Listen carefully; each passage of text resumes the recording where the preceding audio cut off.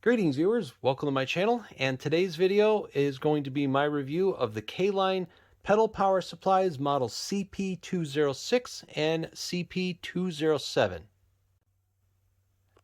For full disclosure, these power supplies were sent to me by Caline Technologies from China free of charge, and they asked me to go ahead and do a teardown and review of what I think of these power supplies. Hey, sorry to interrupt this video here. Just a quick update. So Caline and I have discovered a problem with this that is going to get corrected before it gets out to market, the CP206. So when I did the videos, I was actually testing both of these. So I'm going to be focusing on the CP207, which does not have any issues at all. And I'm going to be testing that more thoroughly in this video. But I will be making a separate video on the 206 once it is properly repaired. A quick unboxing here. You're going to get your pedal adapters here. You got 2.1 millimeter barrel type adapters with the right angle and one with the straight connector. I would assume that the straight connector would go to the power supply here, and then the right angle would go to your pedal. Makes it a little bit more ergonomic on your pedal board there. You're going to get a couple adapters here. You're going to have some of the old school adapters here for some of the older pedals that have that type of jack. You have a polarity switcher where instead of the barrel being negative, it's going to switch it to a barrel positive, and you'll get a bunch of these more of those right angle to straight angle adapters depending on which one you get. The 206 is a little bit larger. There's 12 here, and then there's 10 on this one, the 207. So these power supplies, as far as features, you have isolated outputs, which is a great thing to see. You have your input for your power brick here, then you have all the individual outputs for your various pedals here. You got a couple high current ones here. You have a 12 volt output, and then you got an 18 volt output at varying voltages. And they also give you a convenient USB port on the top there if you wanted to charge your phone, or if there was something else that you would want to run there. On the 207, it's just a smaller form factor. You don't get as many outputs, but you are definitely getting a lot of options with these power supplies. This is going to be an interesting video for me because I really haven't thought too much about pedal power supplies. I do have two pedal boards now, one with all Caline analog type pedals, and then I have another pedal board where it's almost exclusively Digitech pedals, very high current. And I run a no-name brand daisy chain where it's basically a power adapter like this, and then it's got a bunch of daisy chained adapters that go to each one of the pedals. And while that works, there is a much better way to actually power your pedals, and Caline is looking to help you out with that. These are what are called switch mode power supplies. They're very small, very light, very efficient, small form factor. I was actually quite surprised how small they are. This would certainly fit very nicely underneath your pedal board or somewhere out of the way, or it's not going to take up a lot of real estate. It's got, though, this wall adapter, which will take the wall power, bring it down to a usable DC voltage, in this case 18 volts. And then this power brick itself will then go through a bunch of different circuitry, and we'll tear this open and take a look at it, because what I'm really interested in is it says isolated output. So does that mean that all these grounds are separate? It doesn't have any common bus? I'm going to be very curious about that. And that's important because you don't want to be sharing a ground with all your pedals, because eventually it actually starts to build up and create noise on your instrument line and your audio lines. And where you can combat that is having an isolated output. The older technology achieved isolation through a transformer. You would have a large toroidal transformer here inside the case, and it had a large IEC connector. It wouldn't have this kind of adapter, and it would have a primary winding, and then the secondary windings, there would be a separate one for each one of these outputs. And while that would be great, you had this very large transformer, and it would be susceptible to outside interference, just like any transformer would. And this is the evolution of technology. Switch mode allows you to run without a transformer, yet still have the ability to isolate each one of these outputs so that each of the grounds are not connected together. Each output is their own separate power supply, essentially, but you're deriving it from this power adapter from the wall. And what I want to do, let's pop open one of these power supplies and take a look at it. All right, we got a tripod set up here, and now I have both my hands free. I have both of these power supplies taken apart, and this is the 206 and the 207. And the 207 is a slightly smaller form factor, but very similar design. We have the LM7809s, which is for linear voltage regulators for the 9 volts, and then you have your 12 and 18 volts ones here on the end. And I'll zoom in here in a few minutes to show you what I'm also seeing. I do not have a schematic, and actually that was not shared by Caline. It's still a very new product, but I did get some clarification on how the circuit works. And what's happening is, so the 18 volts is coming in on these inputs. It's running through some filter capacitors here, and then it goes to the primary side of these transformers. Now, these transformers are switch mode transformers. They're very small compared to the typical large toroidal transformers of the past for the linear voltage regulation. These are actually taking the 18 volts or so of DC coming in. There is some drive circuitry on the back of each of these. Let's take a look. Very similar circuit design for both. In fact, it's probably the same. And let's look at the 206 to be, this is the larger version. And actually, let's try to zoom in a little bit. So what you're seeing, and I will just look past the camera here as best I can. So we have a large diode for reverse polarity protection of the incoming DC voltage.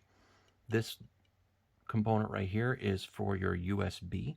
The USB needs 5 volts, so that's what that's doing. It's a buck converter. It's taking the 18 volts, bringing it down to 5. And over here, the DC voltage cannot work with these transformers. So what they're doing is using these transformers for isolation. They're isolating the incoming voltage of 18 volts. They're connecting it to this primary side of the primary winding of each of these transformers. Now, transformers, they don't work with DC, so you need a way to convert it to AC waveform. So what they're doing here are these chips. So this is the drive circuitry. Let's see if I can get a better picture.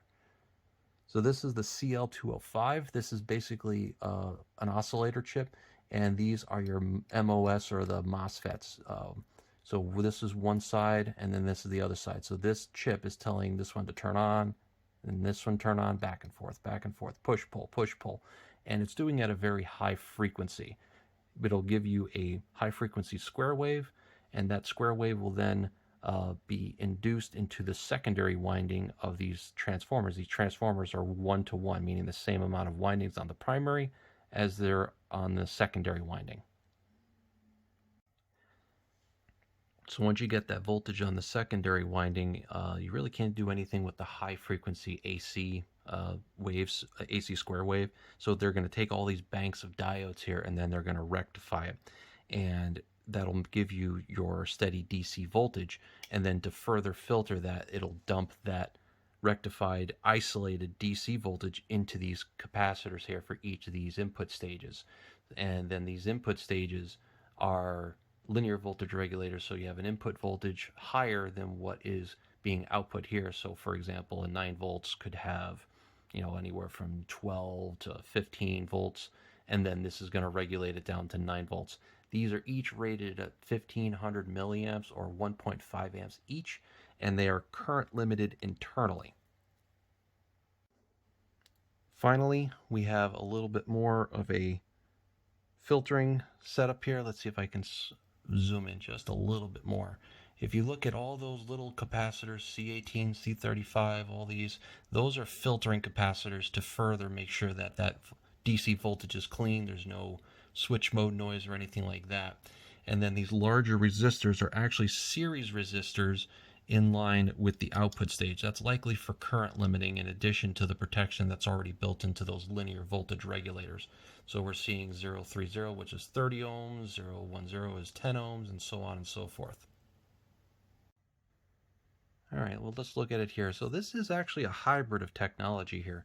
You have old school linear voltage technology here, and then you have switch mode technology that's doing some regulation here on the input side, and then also isolation so that this section is completely isolated from the input stage. I find interesting that we have 3 transformers here. likely doing 3, 3, and 4 output stages here. And then you have a little bit more here with the larger version here. We have 3 transformers like on the smaller version of the 207. Then you have the larger version with 3 transformers, and this each transformer is going to do 1, 2, 3, 4, so 4, 4, and 4 for the output stages here. And really your current limiting factor for this type of setup is actually not going to be these linear voltage regulators. It's going to be these transformers. These transformers, if they're in parallel with the bank of these output stages, they're only going to be able to supply so much incoming voltage to these linear regulators before the voltage will drop too much where this will not be able to regulate it down to the 9 volts or 12 volts or 18 volts. We're going to do a stress test on each of them, and this is what I've basically come up with. What we have here are some 100 ohm 1 watt resistors in parallel, and I got 2.1 millimeter barrel adapters here.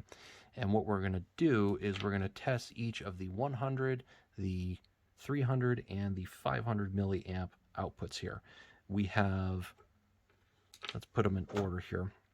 So we have 100 ohms here, we have 33.3 ohms here, and then we have a 20 ohm load here. When you put a bunch of these in parallel, that's what happens, the resistance goes down. And what we're looking at here, we're just going to do the 9 volt lines because the function of current is also determined by the voltage as well. So a higher voltage at these given ohms will actually be more milliamps drawn, and on those 12 and 18 volt lines, these things are going to get hot very quickly. They're still going to get hot on the 9 volts, but they're going to get even hotter quicker on those higher voltage lines. What I'm more curious about is the 9 volt lines. I want to see how well the voltage drop is on each of these output stages, because if you're drawing close to the output current rating of each of these stages, I should not see any voltage drop below, say, 8.7 volts. That's the lowest I should see it go. Anything less than that, then you start having issues with the pedals. You know, you get the sagging battery scenario there, and digital pedals won't like that at all. Analog pedals will be a little bit more forgiving, but that's basically how we're going to test them. So we're going to do the 100 milliamp line. This will present a 90 milliamp load. We're going to put 262 milliamps on the 300 milliamp line, and then finally 450 milliamps on the 500 milliamp output. And these are all within the tolerance of each of the output stages here. We're also going to go a little bit further than that and actually test, say, on 100 milliamps, we're going to put 262 milliamps and see how well it does. And then also 450 milliamps on 100 amp, just to see what it can actually do. You're actually, again, limited by these transformers here, and you're also limited by the incoming power from the wall adapter. I'm just curious to see if these are actually, you can go beyond the nameplate voltage and current ratings here. So let's give that a try. Okay, everything's loaded up to about 85-90% of its rated current. I'm just going to touch my lead here to this part of the adapter, and we should see the amp meter record how much amperage from that wall adapter is doing. Here it goes.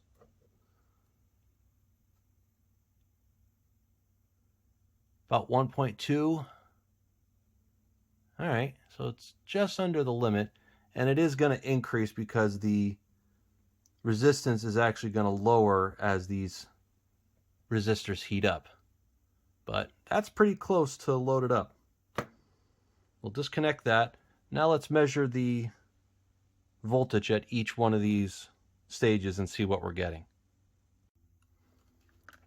Got to be very quick here since these resistors do get very hot. 8.9, 8.9,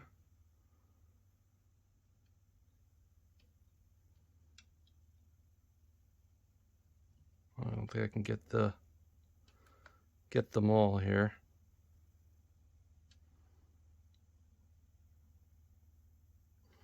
8.8, and then 8.8. Shut that off. Oh, we could smell the resistors for sure. But the interesting thing is that most of these output stages, if not all of them, are not dropping below 8.7, 8.8 volts, which is very interesting. Here we have the test setup. I have my smaller micro bass amp, and I got my inexpensive affordable set up here, and I have the cheap daisy chain set up. Now what I'm going to do is just keep the pedals off, disengaged, and what we're going to do is we're just going to turn up the pre-gain here, and you can just hear the background noise. So that sounds pretty noisy, and you're hearing the chirping sound, which sounds like it might be something to do with one of these pedals. Now what I usually do is that I ground the pedal board.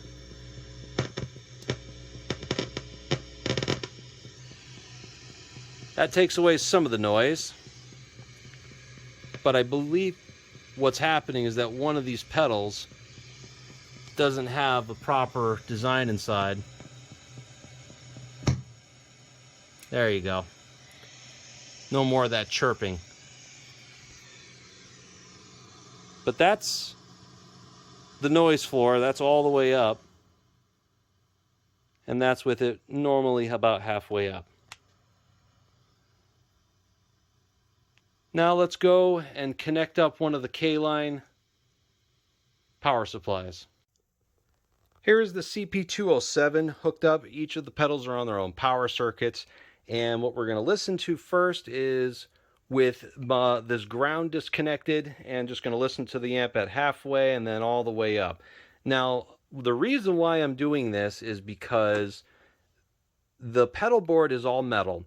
And ideally, a pedal board is going to help shield your pedals from any kind of stray magnetic fields and whatnot.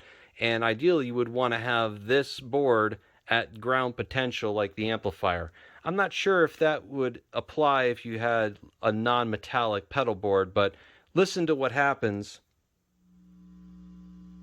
halfway up on the pre-gain.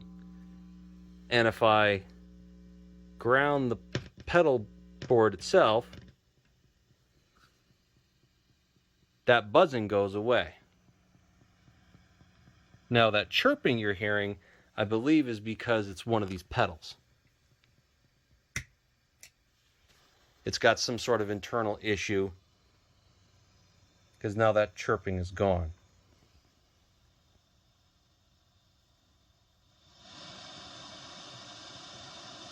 And that's all the way up. And that's halfway, maybe number 4, where I would typically have this little practice amp. It sounds, to at least to my ears anyway, that it is ever so slightly quieter, and that's good. You know, any little improvement helps, especially for an affordable board like this. Alright, out of sake of being as thorough as possible, here's an even more simplified setup. Bass compressor, wine cellar, and a 10-band EQ going straight into the amplifier. Using the daisy chain as before, and then we'll try the Caline. I know one of those other pedals has got an internal issue, so that's why I'm taking those out of the chain here. Here it is, halfway up.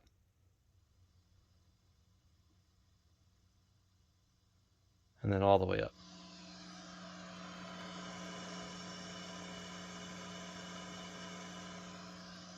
So it's got a little bit of a noise floor, and the pedals are not engaged.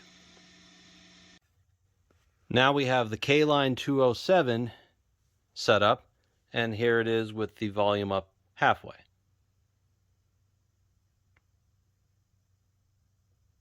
And now all the way up.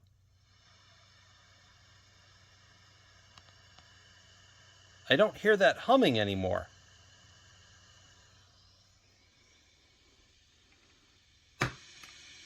Obviously we're going to get more white noise with the bass compressor, which is expected.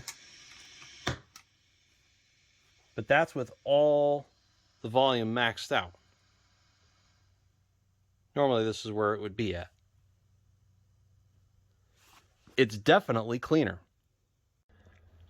All right, guys, well, I believe this is proof enough that these power supplies are actually very good for the money. Now, I will do a separate video on the 206. This has an internal issue that Caline and I are aware of and we're actively working on fixing, so I will do a separate video on that. The 207, from what I've been able to test and look inside, these are definitely this is definitely an isolated power supply. And really, if I was to knock it for one negative, is that I want more power. I want more than 100 milliamps on the outputs here because, you know, if you have digital pedals, you're going to need that higher current. On 90% of the pedals that are out on the market today, this pedal supply would be perfect, and it does fix the ground loops and noise that come out on your the power lines there. So I would highly recommend this. It's inexpensive, it's affordable. You have a nice convenient USB port on the top here. I'm going to be putting this on my AffordaBoard as a permanent setup. And if there's any questions or comments, please leave one down in the description below, and be on the lookout for the updated video on this one. I will do a separate video on this and go over that. So thank you so very much for watching and supporting the channel. Cheers.